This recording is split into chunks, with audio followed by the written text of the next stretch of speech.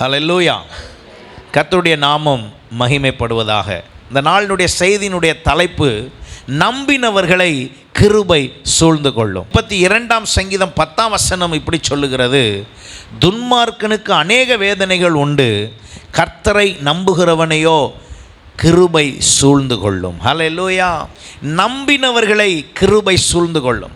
நம்பி இருக்கிற ஒவ்வொருவருக்கும் கர்த்தருடைய கிருபை சூழ்ந்து கொள்ளும். ஹல்லேலூயா. 33ஆம் சங்கீதம் 22ஆம் வசனத்தில் நாம் வாசித்தோம், நாங்கள் உம்மை நம்பியிருக்கிறபடியே உமது கிருபை எங்கள் மீது இருப்பதாக. அப்போ கிருபை எப்படி இருக்கும், எவ்வளவு அளவில் இருக்கும்னு அந்த வசனத்தில் வாசிக்கும்போது, நாங்கள் உம்மை நம்பியிருக்கிறபடியே, ஆஸ் we do it, நாங்கள் உங்களை எந்த அளவு நம்புகிறோமோ அந்த அளவு என்ன இருப்பதாக, கிருபை இருப்பதாக. உம்முடைய கிருபை எப்படி இருக்க வேண்டும் என்றால், நாங்கள் நம்புகிற அளவு. அதனால தான் வசனம் சொல்லுகிறது, கர்த்தரை நம்புகிறவனையோ கிருபை என்ன செய்யும், சூழ்ந்து கொள்ளும். கர்த்தரை நம்பி இருக்கிறவர்களை கிருபை சூழ்ந்து கொள்ளும். அப்போ ஆண்டவருடைய கிருபை நம் ஒவ்வொருவரையும் சூழ்ந்திருக்கும்படியாக நாம் என்ன செய்ய வேண்டும் என்றால், அந்த கிருபையை பெற்றுக்கொள்ள வேண்டும். ஆண்டவருடைய கிருபை இல்லாமல் ஒன்றும் இல்லை. ஆமென். எத்தனை பேர் அதை விசுவாசிக்கிறீங்க? அவருடைய கிருபை இல்லாமல் நம்மளால் ஒன்றும் இல்லை. இந்த சபை நடக்கிறது என்றால் அது ஆண்டவருடைய கிருபை. நான் ஊழியக்காரனாக இருக்கிறேன் என்றால் அது ஆண்டவருடைய கிருபை.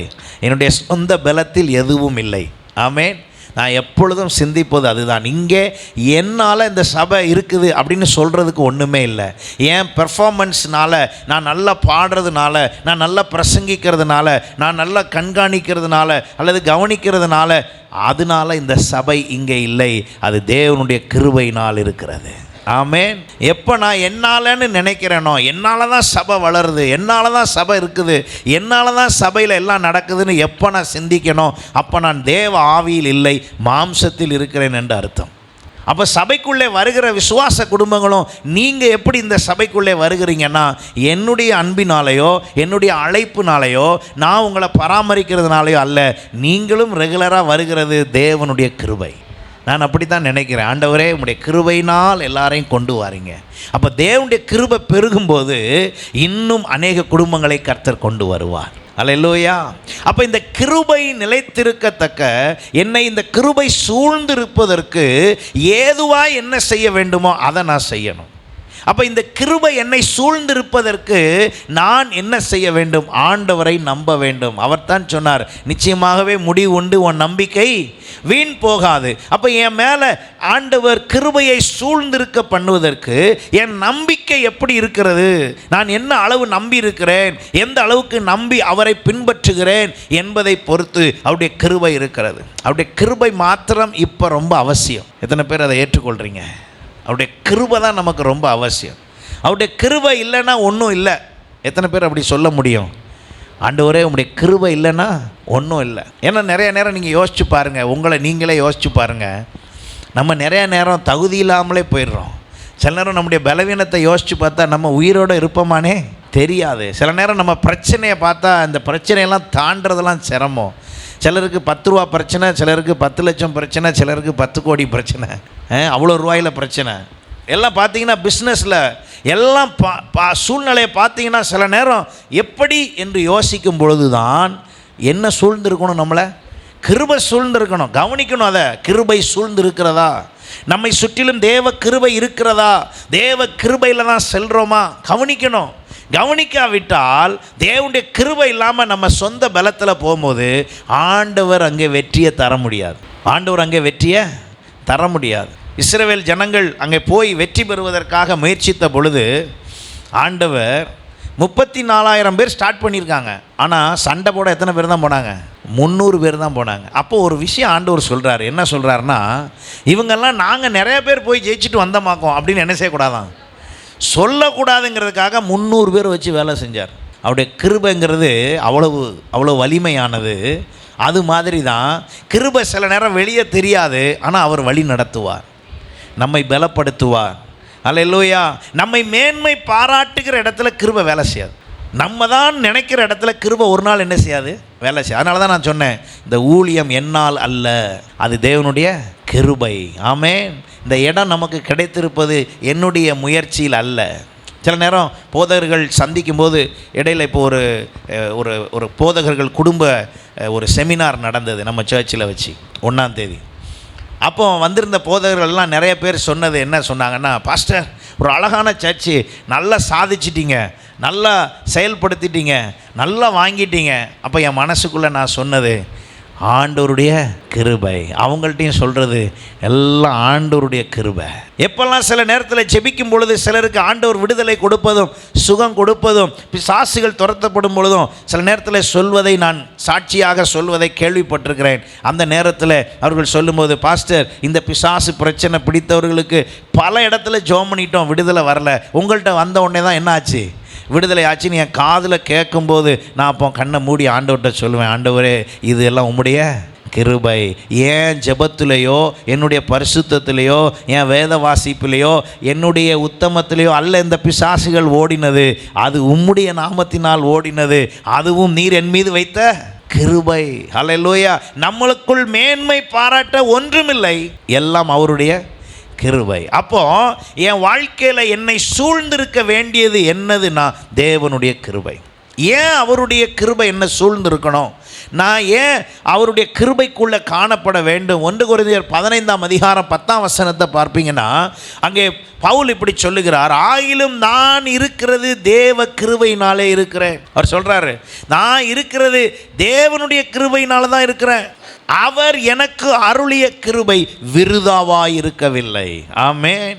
ஆண்டவர் எனக்கு கொடுத்த கிருபை ஒரு நாளும் விருதாவாய் போகவில்லை. அவர் அதை சொல்லும்போது அதற்கு முந்தின வசனங்களிலே 7ஆம் வசனத்திலிருந்து பாருங்க, பின்பு யாக்கோபுக்கும் அதன் பின்பு அப்போஸ்தலருக்கும் தரிசனமானார், எல்லாருக்கும் பின்பு அகால பிறவி போன்ற எனக்கும் என்ன ஆனார்? எங்கேயாவது என்ன மாதிரி பிரசங்கம் பண்ண முடியுமாக்கும், என்ன மாதிரி சொல்ல முடியுமாக்கும்? உண்மையிலேயே பவுல் தான் சீஷர்களை விட பெஸ்ட்டு. இயேசு கூட இருந்த 12 சீஷரை விட பெஸ்ட்டு யார் தான்? பவுல் தான். பவுல்கிட்ட யாரும் பேசி ஜெயிக்கவே முடியாது. அந்த அளவுக்கு அவர் ஸ்காலர், அந்த அளவுக்கு வேத அறிவு, நியாயப்பிரமாணத்தின் அறிவு, அவ்வளவு புரிதல் உள்ள ஒரு நபர். அவரே என்னதான் சொல்கிறாரு தன்னை குறித்து சொல்லும் போது, அகால பிறவி போன்ற எனக்கும் தரிசனமானார், அப்போ நான் அப்போஸ்தலர் எல்லாரிலும் சிறியவனாக இருக்கிறேன். லேட்டாக தான் என்னை ஆண்டவர் கூப்பிட்டார், சிறியவனாக இருக்கிறேன். தேவனுடைய சபையை துன்பப்படுத்தினதினாலே நான் அப்போஸ்தலன் என்று பேர் பெறுவதற்கு இப்போ தான் இதைத்தான் ஆண்டவர் கவனிச்சுக்கிட்டு வராரு. பெருமையாக பேசுகிற ஆள்கிட்டலாம் கிருபை இருக்கவே இருக்காது. எல்லாம் என்னால் தான், நான் தாக்கும், என்னால் தாக்குன்னு சொல்கிற ஆள்கிட்டலாம் கிருபை இருக்காது. கிருபை விலகிரும். கிருபை அவங்கள விட்டு என்ன செஞ்சிடும்? விலகி போயிடும். அப்போ நம்ம இன்றைக்கு ஆண்டவருடைய கிருபை சூழ்ந்து கொள்ள தான் இருக்க வேண்டும். அப்போ அவர் சொல்கிறாரு, அப்படி சொல்லி முடிச்சுட்டு தான் சொல்கிறாரு, நான் பாத்திரன் அல்ல, ஆகிலும் நான் இருக்கிறது இந்த பொசிஷனில், இந்த லெவலுக்கு, இந்த அளவுக்கு என் மூலமாய் கர்த்தர் பல சபைகளை உருவாக்கி என் மூலமாய் பல இடங்களுக்கு சுவிசேஷம் அறிவிக்கப்படுவது, என் மூலமாய் செயல்படுவது எல்லாம் என்னால் அல்ல, அது தேவனுடைய. எத்தனை பேருக்கு புரியுது? ஆமென். அப்போ நாம் செய்கிற பல காரியங்கள் நம்மால் அல்ல, அது தேவனுடைய கிருபை. நம்ம அதுக்கு ஆண்டவருக்கு ஒத்து போனால் போதும், அவர் எல்லாத்தையும் செய்வார், நம் மூலமாய் செய்வார், நம்மளை வைத்து செய்வார். அதைத்தான் அங்கே பவுல் சொல்லுகிறார், ஆகிலும் நான் இருக்கிறது தேவனுடைய கிருபையினாலே, அவர் எனக்கு அருளின கிருபை எங்கேயும் எந்த இடத்துலையும் ஒரு பாயிண்டில் கூட விருதாவாய் இருந்ததில்லை. அவருடைய கிருபை எனக்கு விருதாவாய் இருக்கவில்லை. காரணம், அது எனக்கு பிரயோஜனமாய் இருந்தது. அவர்கள் எல்லாரிலும் நான் அதிகமாய் பிரயாசப்பட்டேன், ஆகிலும் நான் அல்ல. மறுபடியும் சொல்கிறாரு, என்னுடனே கூட இருக்கிற தேவ கிருபையே அப்படி செய்தது. எத்தனை பேர் ஆண்டவர்கிட்ட சொல்ல போகிறீங்க, ஆண்டவரே நான் நிர்மூலமாகாதிருப்பது உம்முடைய கிருபை? எல்லாரும் கையை தூக்கி சொல்லுங்களேன், ஆண்டவரே நான் நிர்மூலமாகாதிருப்பது உம்முடைய கிருபை. எந்த மாம்ச ரீதியான குழப்பங்கள், பிரச்சனைகள் எது வந்தாலும் அது உங்களை மேற்கொண்டு உங்கள் சமாதானத்தை கெடுக்குதுன்னா நீங்கள் கிருபையை இழந்துக்கிட்டு போகிறீங்கன்னு அர்த்தம். தேவ கிருபையில் நாம் என்ன செய்து கொள்ள வேண்டும் என்றால், தேவனுடைய சமாதானத்தை பெற்று தேவனுடையதை முழுமையாக்கி கொள்ள வேண்டும். அதுக்கு தான் கிருபை சூழ்ந்து கொள்ளும்படி செய்கிறார். அப்போ ஆண்டவரை நம்பியிருக்கிற எனக்கு கிருபை சூழ்ந்து கொள்ளும் என்றால் நான் அவருக்குள்ளே உறுதியாய் இருப்பதை நான் தைரியமாய் ஏற்றுக்கொள்ள வேண்டும். எனக்குள்ளே அந்த சிந்தை சரியாய் வர வேண்டும். என்ன ஆண்டவர் அவருடைய கிருபையினாலே எல்லாவற்றையும் செய்திருக்கிறார். அப்போ நம்ம ஒவ்வொருவருடைய வாழ்க்கையிலையும் அந்த கிருபை எனக்குள்ளே இருந்து கிரியை செய்கிறது என்ற முழுமையான நிச்சயத்தை, தைரியமான அறிக்கையை விட வேண்டும். 66ஆம் சங்கீதம் 22ஆம் வசனம் பாருங்க. என் ஜெபத்தை தள்ளாமலும் தமது கிருபையை என்னை விட்டு விலக்காமலும் இருந்த தேவனுக்கு ஸ்தோத்திரம். ஆண்டவர் அவருடைய கிருபையை என்னை விட்டு என்ன செய்யலை, விலக்கவே இல்லை. தாவீதினுடைய வாழ்விலே அந்த கிருபை விலகத்தக்க ஒரு சூழ்நிலை, ஒரு பாவம் அவருக்குள் வந்தது. அப்பொழுது அவர் சொல்லுகிறார், ஆனாலும் அவருடைய கிருபை என்னை விட்டு என்ன செய்யலை, விலகலை. அவருடைய கிருபை மாத்திரம் எனக்குள்ளே இருந்ததுனால தான் என் ஜெபத்தை அவர் தள்ளாமல் தமது கிருபையை என்னை விட்டு விலக்காமலும் இருந்த தேவனுக்கு ஸ்தோத்திரம். அவர் கிருபையை விலக்கவே இல்லை. அவருடைய கிருபை இருந்ததுனால தான் என் இருதயத்துக்கு ஏற்றவன் என்று ஆண்டவர் என்ன செய்ய முடிந்தது, சொல்ல முடிந்தது. அவருடைய கிருபை இருந்தனால தான் அவருடைய மரணம் காலம் வரை வேதம் சொல்லுகிறது, தாவீது கர்த்தருக்கு சாதகமாக, கர்த்தருக்கு பிரியமாக, கர்த்தருக்கு விரோதமான பொல்லாங்கானது எதையும் செய்யாமல் இருந்தார். அந்த கிருபை நிமித்தமாக தான் சொல்கிறார், ஆண்டவரே உம்மை வேதனை உண்டாக்கும் வழி உண்டோ என்று என் இருதயத்தை என்ன செய்து பாரும், சோதித்து பாரும். நம்மளை சுற்றிலும் நம்ம எல்லாரும் ஆண்டவருக்குள்ளே இருக்கிறோம், அபிஷேகம் பெற்றிருக்கிறோம். நம்ம ஒரு விஷயத்துலையும் சோர்ந்து போக வேண்டியதில்லை. சோர்வு வரும்போதெல்லாம் அவருடைய கிருபை நம்மளை என்ன செய்யணும், தாங்கி கொள்ள வேண்டும். அதனால தான் இப்போ சோர்ந்து போன நேரமெல்லாம் ஆண்டவரே உடைய கிருபை எங்களை தாங்குதையான்னு பாடுறோம். எந்த சோர்வு வந்தாலும் கிருபை இல்லை அப்படின்னா கிருபை விலகி மாம்சம் மேற்கொண்டுருச்சுன்னு அர்த்தம். நான் ஏன் வாழ வேண்டும் என்ற யோசனை வந்து விட்டாலே கிருபை என்ன செய்யலைன்னு அர்த்தம், உங்களை மேற்கொள்ளலை, மாம்சம் உங்களை மேற்கொண்டுருச்சுன்னு அர்த்தம். இல்லை, தேவனுடைய கிருபை நம்மை சூழ்ந்து கொண்டு அது நம்மை ஒவ்வொரு நாளும் வழி நடத்தும். எத்தனை பேர் அதை விசுவாசிக்கிறீங்க? அவருடைய கிருபை எப்படி வருகுதான் பாருங்கள். 103ஆம் சங்கீதம் 11ஆம் வசனம் சொல்லுகிறது, பூமிக்கு வானம் எவ்வளவு உயரமாக இருக்கிறதோ, பூமிக்கு வானம் எவ்வளவு உயரமாக இருக்கிறதோ அவருக்கு பயந்தவர்கள் மேல் அவருடைய கிருபை அவ்வளவு பெரியதாக இருக்கிறது. கிருபைக்குரிய அளவு பாருங்க. வானம் எவ்வளவு உயரமாக இருக்கிறதோ, பூமிக்கு வானம் எவ்வளவு உயரம், யாராவது அளந்தீர்களா? அளவு தெரியுமா? அப்படின்னா என்ன அர்த்தம்? அளவில்லாத கிருபை. அல்லேலூயா. அந்த கிருபையை நமக்கு அவர் தந்து அந்த கிருபை அவ்வளவாய் பெரியதாய் வைத்திருக்கிறார். அப்படின்னா யோசிச்சு பாருங்க. அப்போ அவருடைய கிருபை எனக்குள் வருகிறபடினால் தகுதி இல்லா என்னை அது தகுதிப்படுத்துகிறது. அந்த கிருபை என்ன செய்கிறது?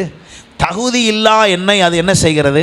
தகுதிப்படுத்துகிறது. அப்போ நான் சிந்திக்கணும், எனக்குள்ளே தேவனுடைய கிருபை இருக்கிறது, நான் தேவனுடைய கிருபையினால் இருக்கிறேன், ஆகையினாலே நான் அசைக்கப்படுவதில்லை. ஆண்டவர் என்னை மீட்டிருக்கிறார், அவருடைய கிருபையை கொண்டு என்னை என்ன செய்திருக்கிறார்? மீட்டிருக்கிறார். எத்தனை பேர் அதை அறிக்கை பண்ணுறீங்க? ஆமேன். ரோமருக்கு எழுதின நிருபம் 3:24 சொல்லுகிறது, இலவசமாய் அவருடைய கிருபையினாலே கிறிஸ்து இயேசுவில் உள்ள மீட்பை கொண்டு நீதிமானாக்கப்படுகிறார்கள். நான் அவருடைய கிருபையினால் மீட்கப்பட்டிருக்கிறேன், அந்த மீட்பு என்னை நீதிமானாக்கி இருக்கிறது. இப்போ யோசித்து பாருங்க, அந்த கிருபை அவ்வளவு பெரியதாய், பூமிக்கும் வானத்துக்கும் எவ்வளோ உயரமோ அவ்வளவு பெரியதாய் கொடுத்த கிருபை என்னை அந்த கிருபை தான் மீட்டிருக்கிறது என்பதை நான் சிந்திக்க வேண்டும், நான் உணர வேண்டும். ஆண்டவருடைய கிருபை எனக்கு கூட இருக்கிறது. எத்தனை பேர் தினமும் அதை அறிக்கை பண்ணுறீங்க? ஆண்டவரே உம்முடைய கிருபை எனக்கு கூட இருக்கிறதுக்காய் ஸ்தோத்திரம், உம்முடைய கிருபையால் என்னை மீட்டதற்காய் ஸ்தோத்திரம். அப்போ ஆண்டவருடைய மீட்பு 130ஆம் சங்கீதம் 7ஆம் வசனம் சொல்லுகிறது, இஸ்ரவேல் கர்த்தரை நம்பியிருப்பதாக, கர்த்தரிடத்தில் கிருபையும் அவரிடத்தில் திரளான மீட்பும் உண்டு. அவர் தான் என் மீட்பர். அவர் எனக்கு கிருபையின் மூலமாக மீட்பை தந்திருக்கிறார், என்னை மீட்டிருக்கிறார். என்னை மீட்கும்படிக்கு அவருடைய கிருபை அவ்வளவு பெரியதாக இருந்தது. அந்த கிருபை தான் இன்றைக்கு நம்மை தாங்குகிறது. அப்போ என்னை கர்த்தர் மீட்டு, அவருடைய கிருபையினால் என்னை மீட்டு நீதிமான ஆக்கி விட்டார். அதைத்தான் நம்ம ரோமர் 8 வாசிக்கிறோம். 29-30 வசனங்களிலே நம்ம வாசிக்கிறது அதான். யார் ஆண்டவர் நீதிமான் ஆக்கியிருக்காரோ அவங்கள தெரிந்து கொண்டிருக்கிறார், மீட்டிருக்கிறார், அவங்கள எல்லாரையும் அது அழகாய் சொல்லியிருக்கும் பாருங்கள். ரோமர் 8ஆம் அதிகாரம் அங்கே சொல்லப்பட்டிருக்கிறது, தேவன் எவர்களை முன் அறிந்தாரோ அவர்களை தமது குமாரனுடைய சாயலுக்கு ஒப்பாய் இருப்பதற்கு முன் குறித்திருக்கிறார். யாரை முன் குறித்தாரோ அவர்களை அழைத்திருக்கிறார். யாரை அழைத்தாரோ அவர்களை என்ன ஆக்கியிருக்காராம்? நீதிமான்கள் ஆக்கியிருக்கார். யாரை நீதிமான் ஆக்கினாரோ அவங்களை என்ன பண்ணிட்டாராம்? மகிமைப்படுத்தி இருக்கிறார். அல்லேலூயா. அப்போ அவருடைய கிருபையின் மூலமாக என்னை எப்படி பண்ணியிருக்காருன்னு நான் என்ன செய்யணும்? சிந்திக்கணும், உணரணும், புரியணும். அந்த புரிதல் வரலன்னா ஒன்றும் செய்ய முடியாது. அதுக்கு ஒரு சிம்பிள் டெஃபினிஷன் உங்களுக்கு சொல்கிறேனே, ஒரு உதாரணம், சரிங்களா?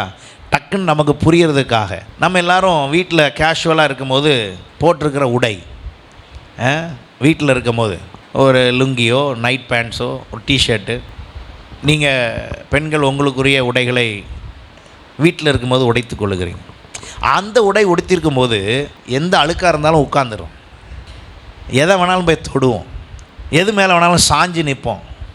அந்த அழுக்கு இருந்தாலும், அந்த உடை அழுக்காக இருந்தாலும் வீட்டில் இருக்கும்போது போட்டிருக்கிறது, அந்த நேரத்தில் சுத்தம்லாம் பார்க்க மாட்டோம். டக்கு டக்குன்னு எங்கே வேணாலும் உட்காருவோம், எந்த வேலையினாலும் செய்வோம், எதை வேணாலும் செய்வோம், யோசிப்போம்,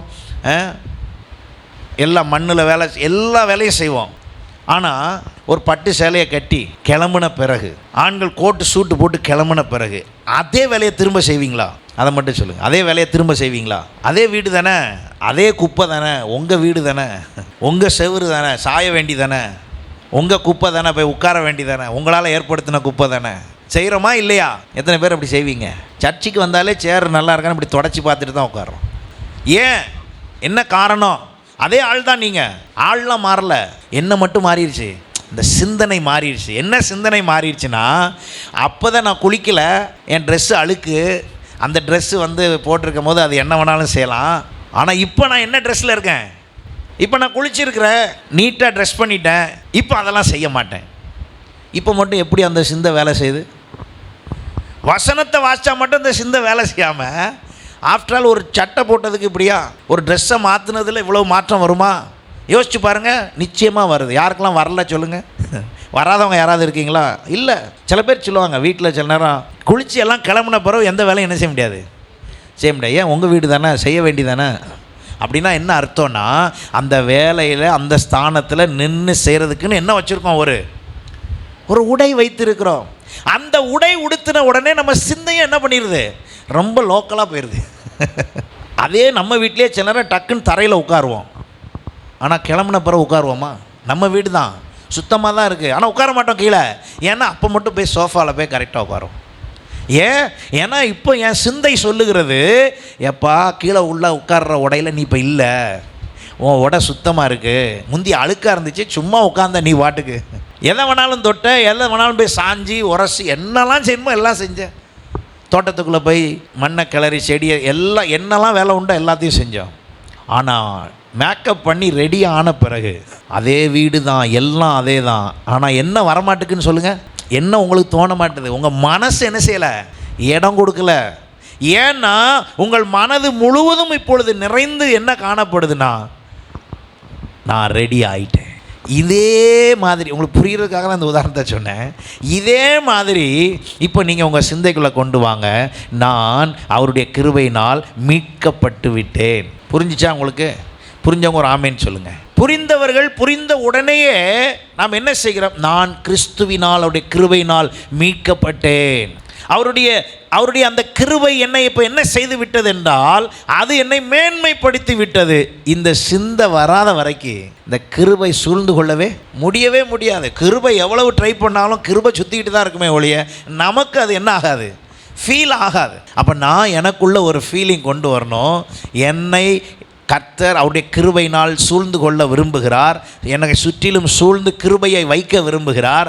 அதை நான் என் சிந்தைக்குள்ளே என்ன செய்யணும்? கொண்டு வரணும். அடிக்கடி ஆண்டவர் ஆகையினால தான் இஸ்ரவேல் ஜனத்தை பார்த்து சொல்கிறார், நீ அடிமைன்னு இன்னொருத்தரை என்ன செய்யாத, சொல்லாத, பேசாத.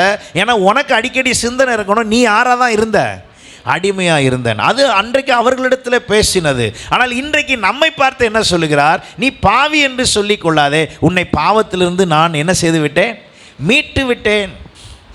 உனக்குள் இருக்கிற பாவ சிந்தையை நீ அகற்றிவிடு என்று ஆண்டவர் நம்மோடு வசனத்தினால் பேசுகிறார். அப்போ நமக்குள்ளே இருக்கிற சிந்தைகளை நாம் என்ன செய்ய வேண்டும்? மாற்ற வேண்டும். அப்போ என் சிந்தனை வராமல் இந்த செயல்களில் எனக்கு வித்தியாசம் வராது.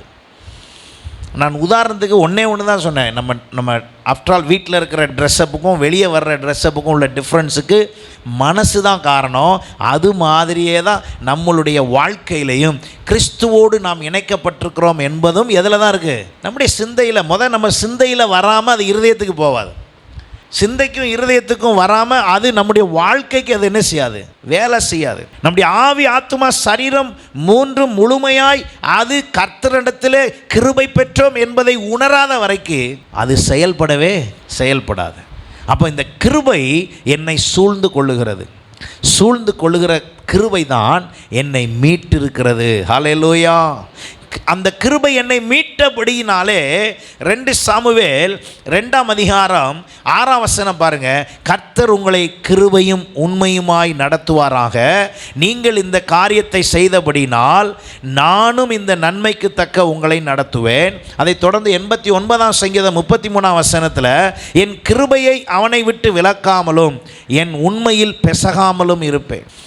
ஆண்டவர் சொல்லுகிறார், நான் கிருபை வைத்திருக்கிறவர்களிடத்தில் உண்மையாக இருக்கிறேன். அதன் நிமித்தமாகத்தான் நம்மளும் எப்படி இருக்க முடியும்? உண்மையாக இருக்க முடியும். நான் ஆண்டவர் சமூகத்தில் போய் நான் உண்மையாக இருக்கிறேன் அப்படி சொல்ல முடியாது. ஆண்டவரே உம்முடைய கிருபையினால் நான் எப்படி இருக்கிறேன்? உண்மையாக இருக்கிறேன். நம்ம சிந்தை மாற்றணும் பாருங்கள். சில நேரம் நம்ம சொல்கிறோம், நான் பெர்ஃபெக்டாக இருப்பேன் தெரியுமா, நான் எல்லாத்துலேயும் கரெக்டாக இருப்பேன் தெரியுமா. நீங்கள் இல்லை, தேவ கிருபையினால் அப்படி இருக்கிறீர்கள் என்று யோசியுங்கள். வாயின் அறிக்கையிலே தேவ கிருபையினால் அப்படி இருக்கிறேன் என்று சொல்லுங்கள். நம்மை நாமே மேன்மை பாராட்டி கொள்ள ஒன்றுமில்லை.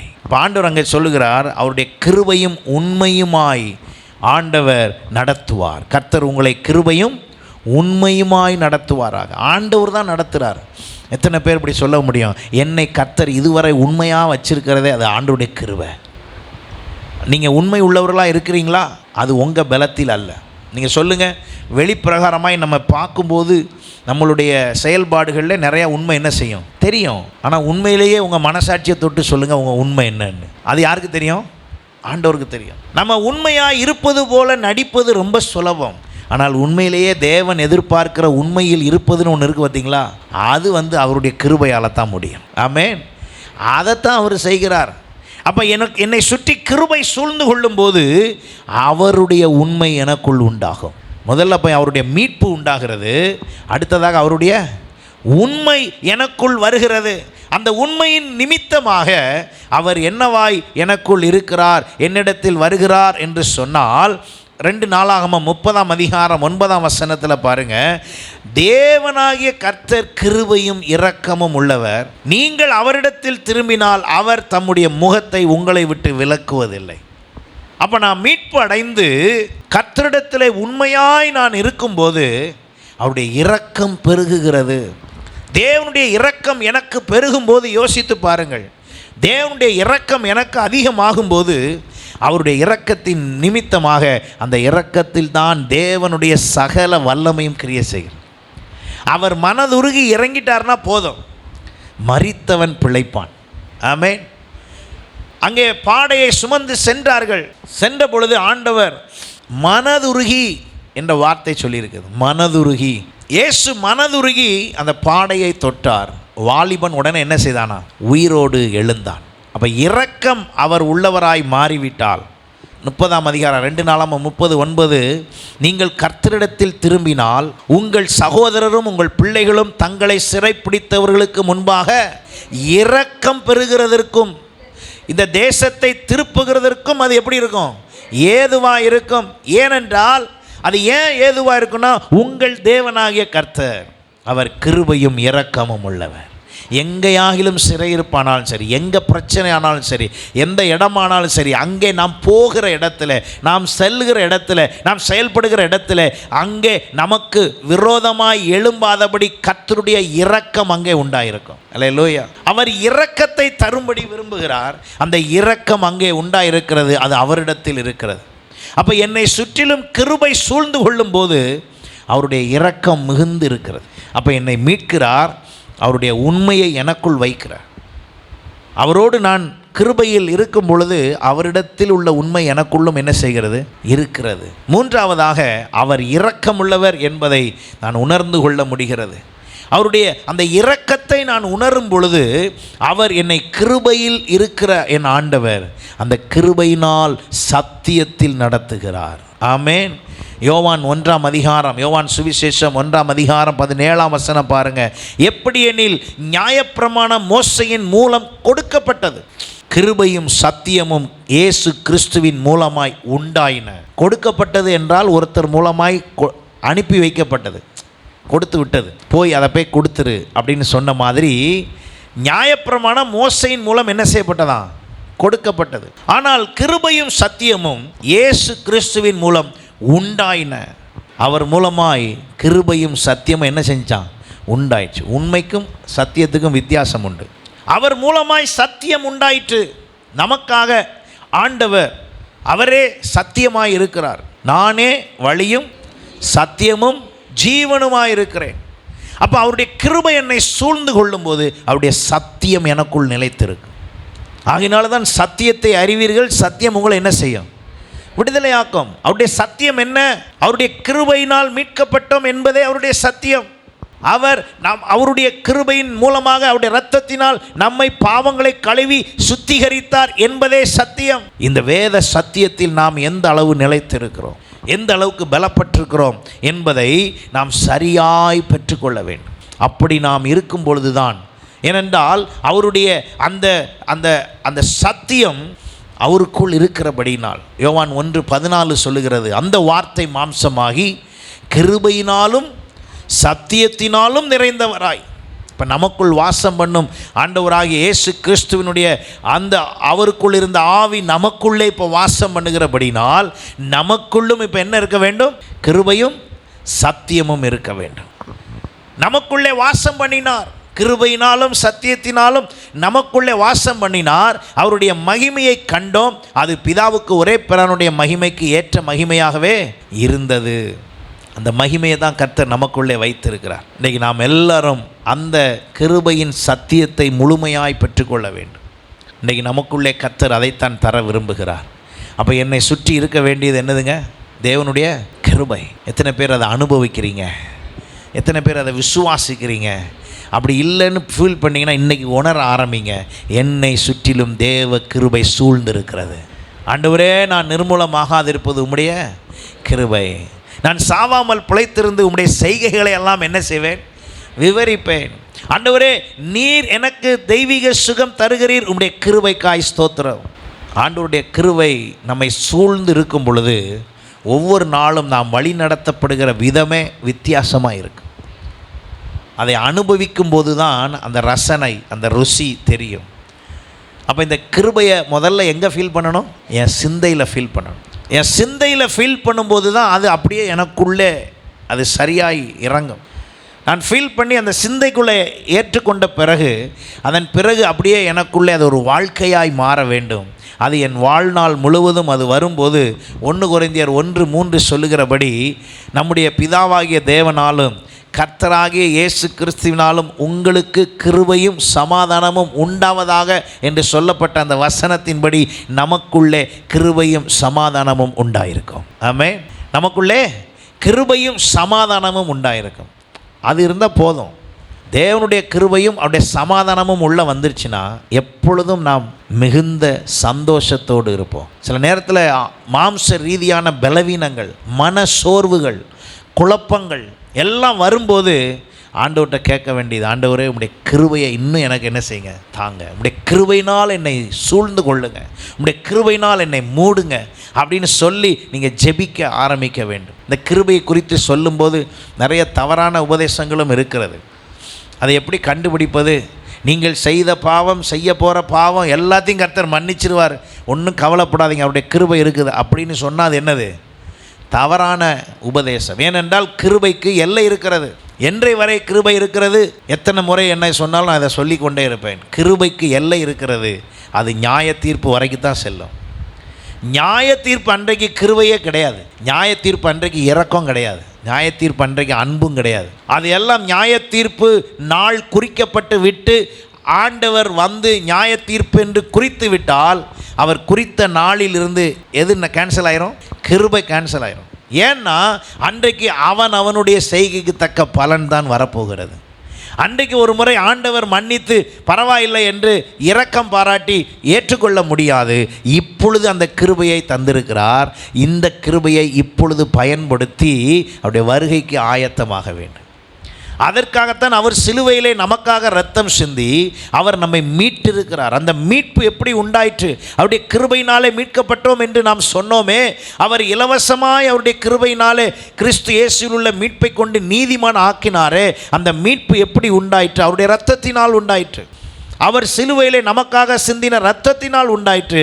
அந்த இரத்தத்தின் மேன்மையினால தான் நாம் மீட்கப்பட்டிருக்கிறோம். இப்பொழுது நம்ம யாரும் உனக்கு செலுத்தப்பட்ட பலி குறைவானது, பழுதானது, அந்த பலி ஏற்றுக்கொள்ள முடியாது, அந்த பலியினுடைய ஒரு பீரியட் முடிஞ்சு போச்சு அப்படிலாம் சொல்ல முடியாது. அந்த பலி பூரணமாய் இயேசு கிறிஸ்துவின் மூலமாய் நமக்கு கொடுக்கப்பட்ட பலி பூரணமானது. அதில் எந்த பழுதும் இல்லை, குறையும் இல்லை, பாவம் இல்லை.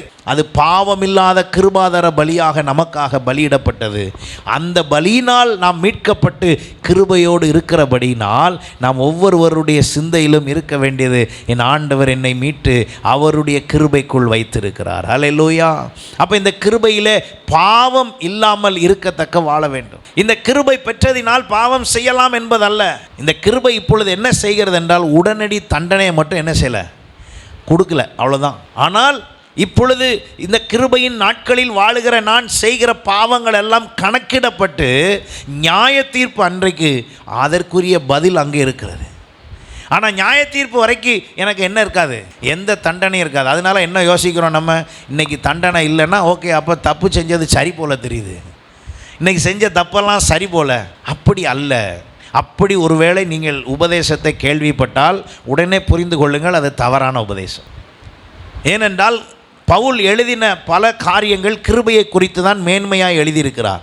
ஆனால் அவர் பாவத்தை குறித்து என்ன சொல்லியிருக்கிறாரோ, அந்த கிருபையில் இருக்கிற நாம் பாவத்தில் இருக்கலாமா என்ற கேள்வி அவர் தான் என்ன செய்கிறார், கேட்கிறார். அப்போ கிருபையை பெற்றிருக்கிற நான், என்னை சுற்றிலும் கிருபை சூழ்ந்திருக்கும் பொழுது பாவம் பெருகின இடத்துல என்னவும் பெருகிட்டான், கிருபையும் பெருகிட்டான். அப்படின்னா என்ன அர்த்தம்? பாவமும் இருக்குது, கிருபையும் இருக்குது. இப்போ நான் எது என்னை சூழ்ந்திருக்க பண்ண வேண்டும்? பாவமா கிருபையா? கிருபை. அதனால தான் எபிரேயருக்கு எழுதின நிருபம் 12ஆம் அதிகாரத்தில் 1ஆம் வசனத்தை வாசிங்கள். ஆகையால் மேகம் போன்ற திரளான சாட்சிகள் நம்மை சூழ்ந்து கொண்டிருக்க, பாரமான யாவற்றையும் நம்மை சுற்றி நெருங்கி நிற்கிற பாவத்தையும் என்ன செய்யணுமா, தள்ளிவிட்டு. கிருபை தான் நம்மளை சூழ்ந்து இருக்கணும். ஆனால் நம்மளை சூழ்ந்திருக்கிற, நெருங்கி நிற்கிற, நம்மை சுற்றி இருக்கிற பாவத்தை என்ன செய்யணுமா, தள்ளிவிட வேண்டும். அதுவாக விலகாது, அதுவாக போகாது. ஆனால் கிருபை மட்டும் அதுவாக என்ன செஞ்சிடும், போயிடும்.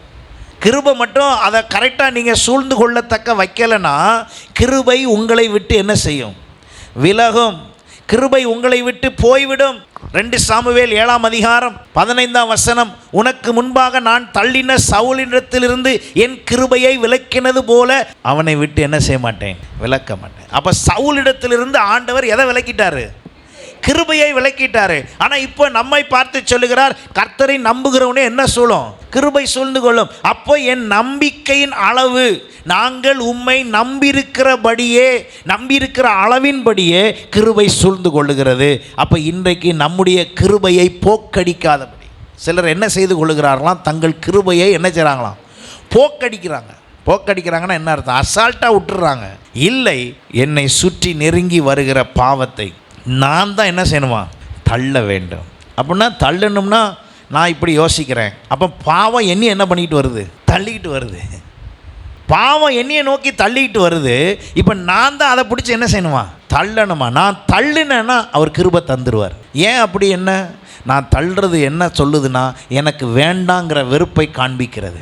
நான் தள்ள என் கரத்தை நீட்டின உடனேயே, ஆண்டவரிடத்தில் இந்த பாவம் எனக்கு வேண்டாம் என்று சொன்ன மாத்திரத்தில், நான் சொல்ல என் மனதுக்குள்ளே எண்ணம் வந்து நான் சொல்ல ஆரம்பித்த உடனேயே பாவம் பெருகி இருக்கிற அந்த சூழ்நிலையில் எனக்கு உடனே என்ன வந்துடும், கிருபை வந்து அதிலிருந்து மீள எனக்கு கர்த்தர் உதவி செய்வார். அதிலிருந்து விடுபட கர்த்தர் எனக்கு உதவி செய்வார். ஆனால் அவர்கிட்ட அதை பற்றியே பேசலைன்னா என்ன செய்கிறது? அப்போ என்னை சுற்றிலும் எப்பொழுதும் பாவம் என்னை சூழ்ந்து கொள்ளாதபடி, என்னை சுற்றிலும் கிருபை சூழ்ந்து கொள்ளும்படி நான் ஒவ்வொரு நாளும், ஹல்லேலூயா, ஒவ்வொரு நாளும் நான் என்ன செய்ய வேண்டும்? சங்கீதம் 5:7 சொல்லுகிறது, நானோ உமது மிகுந்த கிருபையினாலே உமது ஆலயத்துக்குள் பிரவேசித்து. எதனாலங்க? மிகுந்த கிருபையினாலே உம்முடைய ஆலயத்துக்குள் நான் பிரவேசித்து உமது பரிசுத்த சந்நிதிக்கு நேரே பயபக்தியுடன் என்ன செய்வேன்? பணிந்து கொள்வேன். எத்தனை பேர் ஆலயத்திற்குள்ளே அவருடைய கிருபையினால் இருக்கிறீர்கள் என்று விசுவாசிக்கிறீங்க? அவருடைய கிருபை நம்மை தாங்குகிறது. ஹல்லேலூயா. எல்லாரும் இந்த வேளையிலே உங்களுடைய இருதயத்தின் ஆழத்திலிருந்து, உங்களுடைய சிந்தையிலே, என்னை கர்த்தர் கிருபையினால் சூழ்ந்திருக்கிறார், என்னை சுற்றிலும் அவருடைய கிருபை இருக்கிறது, என்னை சுற்றிலும் அவருடைய கிருபை இருக்கிறபடினால் நான் அசைக்கப்படுவதில்லை. ஹல்லேலூயா. என்னை சுற்றிலும் கிருபை இருக்கிறபடினால அவருடைய கிருபை ஒரு நாளும் விலகாது. ஆனால் விலகிறதுக்கான வேலையை செஞ்சால் என்ன செஞ்சிடும்? விலகிறோம். அதனால் கிருபையை விட்டு நம்மை விட்டு எடுபடாதபடி கவனமாக இருக்க வேண்டும். கிருபையை நம்ம இழந்துடக்கூடாது. கிருபை இழந்ததற்கு அடையாளம் என்ன? கிருபை இழந்ததுக்கு அடையாளம் என்ன அப்படின்னா, இந்த உலகத்தில் வாழ பிடிக்காது. கிருபை இழந்ததுக்கு அடையாளம் என்னன்னா, உங்கள் மாம்ச சுபாவங்கள், குணாதிசயங்கள் மேலோங்கும். ரட்சிப்புக்கு ஏதுவான அந்த காரியங்களை விட்டு மாம்ச சிந்தை வேறு விதத்தில் நமக்குள்ளே வேலை செய்யும். அப்போ புரிஞ்சு கொள்ளணும், கிருபை என்ன பண்ணிட்டு போகுது? விலையிட்டு போகுது. செய்ய வேண்டும். எல்லாரும் குறை உள்ளவர்கள். இந்த உலகத்தில் யாரும் நிறைவானவர்கள் அல்ல. நம்ம எல்லாரும் குறை உள்ளவர்கள். நம்மளை எல்லாரையும் சரிப்படுத்தி தான் இவ்வளோ தூரம் யார் கொண்டு வந்திருக்கா? ஆண்டவரே கொண்டு வந்திருக்கிறார். எத்தனை பேர் அதை ஏற்றுக்கொள்கிறீங்க? நாம் சரியானது கூட நம்ம பலத்தில் இல்லை, அதுவும் என்னதான்? தேவனுடைய கிருபை. உதாரணமாக, நான் சிறு பையனாக இருக்கும்போது நான் ஏதாவது சேட்டை பண்ணதா ஏதோ ஒன்று எனக்கு சொந்தக்காரங்க யாராவது சொல்கிறாங்கன்னு வச்சுக்குவோம். ஆனால் இப்போ ஏன்டா அது இல்லைன்னா என்ன அர்த்தம்? அது தேவனுடைய கிருபை என்று நான் சொல்லுகிறேன். நான் சரியாயிட்டேன் அப்படின்னு சொல்கிறதுக்கு எதுவுமே இல்லை. அது தேவனுடைய கிருபை. எப்போ நமக்குள்ளே இந்த சிந்தை வருதோ, என் பலத்தில் ஒன்றும் இல்லை ஆண்டவரே, எல்லாம் உம்முடைய கிருபை, எல்லாம் உம்முடைய கிருபை என்னை வழி நடத்துவதும், எனக்கு நீர் இப்பொழுது தந்திருக்கிற குடும்பம், எனக்கு தந்திருக்கிற ஆயுசு காலம், எனக்கு தந்திருக்கிற என்னுடைய சொத்து, என்னுடைய ஆஸ்தி, என்னுடைய அந்தஸ்து, என்னுடைய பிஸ்னஸ், என்னுடைய வேலை, என்னுடைய வருமானம், என்னுடைய பிள்ளைகள் எல்லாம் நீங்கள் தந்த கிருபை. அதெல்லாத்தையும் அவருடைய கிருபைக்குள்ளே வச்சுருங்க. அதெல்லாம் அங்கே வச்சிட்டிங்கன்னா உங்களுக்கு மன சோர்வு ஏற்படாது. அல்லேலூயா. உங்கள் மனது ஒரு நாளும் கவலைப்படாது. எவ்வளோ பெரிய உங்கள் கணவனால் பிரச்சனை, மனைவியால் பிரச்சனை, பிஸ்னஸில் பிரச்சனை, எங்கே என்ன பிரச்சனை, எந்த பிரச்சனையாக இருந்தாலும் கிருபை அதிகமாக இருந்தால் அது உங்களை துக்கப்படுத்தாது. கிருபை அதிகமாக இருந்தால் அது உங்களை என்ன செய்யாது? வேதனைப்படுத்தாது. காரணம், கிருபை சூழ்ந்திருக்கிற இடத்துல வேதனை பெருகவே முடியாது. அதனால தான் அங்கே சொல்லப்பட்டிருக்கிறது, துன்மார்க்கனுக்கு அநேக வேதனைகள் உண்டு. 32ஆம் சங்கீதம் 10ஆம் வசனத்தை வாசிங்க. நமக்குள்ளே துன்மார்க்கத்தனம் வந்துவிட்டால் வேதனை தான் பெருசாக இருக்கும், புலம்பல் தான் பெருசாக இருக்கும். நான் வசனத்தை ஆழமாய் அதை விளக்கமாய் உறுதியாய் சொல்ல காரணம் என்னவென்றால், நமக்குள்ளே கிருபை தான் பெருகணும். துன்மார்க்கனுக்கு தான் என்ன உண்டாகும்? அநேக வேதனை உண்டாகும். ஐயோ, எனக்கும் வேதனை வருது பாஸ்டர். நான் வேதனை வராதுன்னு சொல்லலை. அந்த வேதனை வரும்போது எதை வைத்து மேற்கொள்ள வேண்டும்? கிருபையினால். அங்கே அதான் சொல்லியிருக்குது, கர்த்தரை நம்புகிறவனையோ. துன்மார்க்கனுக்கு நம்புறதுக்கு ஒன்றும் இல்லை, அதனால அவனுக்கு என்ன வருது? வேதனை வருகிறது. ஆனால் நீங்களும் நானும் நம்புவதற்கென்று நம்ம ஆண்டவர் இருக்கிறார். இஸ்ரவேலே, கர்த்தரை நம்பு, அவரே உனக்கு கேடகமும் பலனுமாயிருக்கிறார். அவரே உனக்கு அரணான கோட்டையாக இருக்கிறார். அவரே துருகம், அவரே உனக்கு தஞ்சம், அவரே எல்லாம் என்று இருக்கும் பொழுது நான் ஏன் கவலைப்பட வேண்டும்? அவருடைய கிருபையினால் என்னை சூழ்ந்து கொள்வார். அப்போ எனக்கு வேதனை வரும் பொழுதெல்லாம் புரிஞ்சுக்கணும், எங்கேயோ கிருபையை இழக்க பண்ணுறதுக்கான சூழ்நிலை என்ன பண்ணுது? வருது. உடனே அந்த இடத்துல வசனம் தெளிவாக சொல்லிடுச்சு, நாசியிலே சுவாசம் உள்ள மனுஷனை நம்ப வேண்டியதில்லை. உறவு நிமித்தமாக தான் கணவன் மனைவின்னு வாழ்கிறாங்க, பிள்ளைகள்னு வாழ்கிறான். இண்டிவிஜுவலாக பார்த்தா எல்லாரும் நாசியிலே சுவாசம் உள்ள யார்? மனுஷன். உறவு நிமித்தமாக, திருமண ஒப்பந்தத்தின் நிமித்தமாக, பெற்றோர் பிள்ளை என்பதினால், பாஸ்டர் விசுவாசி குடும்பங்கள் என்பதினால் நம்ம எல்லாரும் எப்படி இருக்கிறோம்? ஒருவருக்கு ஒருவர் கீழ்ப்படிந்து, ஒருவர் பேச்சை கேட்டு ஒருவர் இருந்து ஒன்றாக சமாதானமாக இருக்கிறோம். ஆனால் நாசியில் சுவாசம் உள்ள மனுஷன் என்று வந்தால் எல்லாம் தனித்தனி. அப்படின்னா என்ன சொல்கிறதுனா, அப்படி ஆள சீக்கிரத்தில் என்ன செய்யாத, நம்பாத. இவங்களால் சந்தோஷம் வரும், இவங்களால் சமாதானம் வரும், இவங்களால் வாழ்வு, அதெல்லாம் கிடையாது. தேவனுடைய கிருபை இருந்தால் எல்லாம் கரெக்டாக இருக்கும். கிருபை இழந்து போனால் ஆண்டவரே அங்கே சொல்கிறாரு, நான் தள்ளிட்டேன் சவுலை. தள்ளினதுக்கு காரணம் என்னென்னா, என் கிருபை அவனை விட்டு என்ன செஞ்சிட்டேன், விலக்கிட்டேன். என் கிருபை விலக்கின பிறகு அவன் அதுக்கு பிறகு ராஜாவாக தான் இருந்தான். என் கிருபை விலகின பிறகு அவர் சுமார் 20 வருஷத்துக்கிட்ட அவர் எப்படி இருக்கார், அவர் ராஜாவாக தான் இருந்தார். கிருபை இல்லாமலும் நடக்க பார்த்தீங்களா, சுயபலத்தில் நடக்கும். ஆனால் தேவன் அங்கே இல்லை, தேவனுடைய கிருபை இல்லை. அதனால நாம் எதிலே கவனம் செலுத்த வேண்டும்? ஆண்டவரே, என் கிருபை உனக்கு போதும் என்று சொன்னவரே, என் கிருபை உனக்கு போதும் என்று சொன்னவரே, உடைய கிருபை எனக்கு இன்னும் தாரும். அல்லேலூயா, அல்லேலூயா. அவருடைய கிருபையில் நிலைத்திருப்போம், அவருடைய கிருபையில் நிலைத்திருப்போம். நீங்கள் யாரும் சொல்ல முடியாது, நான் உங்களை பார்த்து சொல்ல முடியாது உங்களுக்குள் கிருபை இல்லை என்று. அந்த கிருபை இருக்கா இல்லையான்னு முடிவு பண்ண வேண்டியது யாரு? ஆண்டவர் தான். நான் யாரையும் பார்த்து சொல்ல முடியாது, ஒரு கிருபை இல்லை. இந்த ஊழியத்தில் கிருபை இருக்கா இல்லையான்னு நீங்கள் சொல்ல முடியாது, நான் சொல்ல முடியாது, ஆண்டவர் தான் சொல்லணும். ஆமென். பிசாசு கூட வந்து சொல்லுவான் நம்மள்கிட்ட, உனக்கு கிருபையே இல்லை, உன் ஊழியத்தில் கிருபை இல்லைன்னு கூட நம்மளை பார்த்து சொல்லலாம். நீங்கள் உங்கள்கிட்ட பார்த்து சொல்லலாம், நீங்கள் போகிற சபையில் என்ன இல்லை கிருபைன்னு கூட உங்கள்கிட்ட வந்து சொல்லுவான். நீங்கள் உடனே சொல்லணும், அந்த கிருபை இருக்குதா இல்லையான்னு என் ஆண்டவர் தான் எனக்கு சொல்ல வேண்டும். அல்லேலூயா. கிருபை இருப்பதற்கான அடையாளம் என்ன? கிருபை சூழ்ந்து கொள்ளத்தக்கான அடையாளம் என்ன? பாவத்தை குறித்த கண்டிப்பு அங்கே இருந்தால் அங்கே என்ன இருக்கும்? கிருபை இருக்கும்.